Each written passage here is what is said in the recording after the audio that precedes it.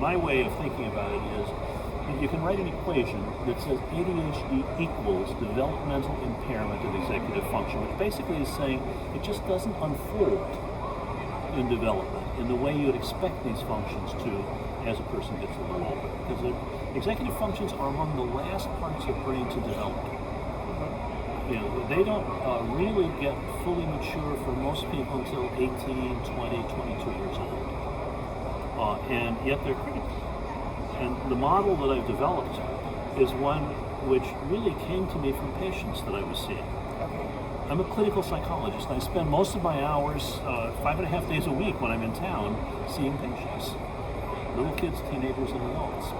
And years ago, before the original form was developed and published in 1996, it was a time when not many people were talking about ADHD as anything other than just hyperactive kids who wouldn't listen, wouldn't shut up, and are driving everybody nuts. And we're just beginning to get people used to the idea of ADD without the hyperactivity. And I was seeing in 1 week, I saw 2 teenage kids who were both very bright kids who had been going to public school and they weren't doing well, and now parents were paying big bucks to send them to private schools and they were still not doing well.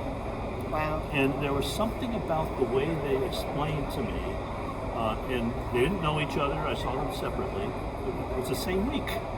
And these kids had a way of explaining how they really wanted to get their work done. They would come home with their book bags all set up and they were by God going to take care of things now.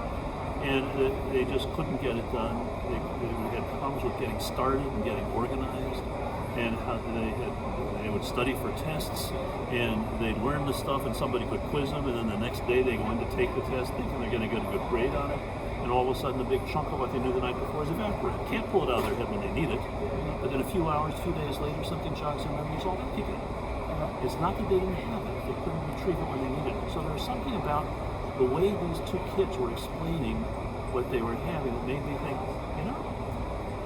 this sounds different from, there's a lot of things in here that were not included in DSM criteria for ADHD. But let's try the medication treatments we use for ADHD and see how it works. And we got lucky. Right. And we got very dramatic improvement, and it was reported by the kids themselves, by their parents, by their teachers. And then at that point, I began to say, come on, I want you to teach me some more. Okay. About what you've been struggling with all this from time. your patients all this time. That's how that's basically the basis on which I read the neuroscience literature and I'm reasonably up to date to that. But my main thing is 5.5 days a week, I sit and talk with patients. Sure. And I learn from that.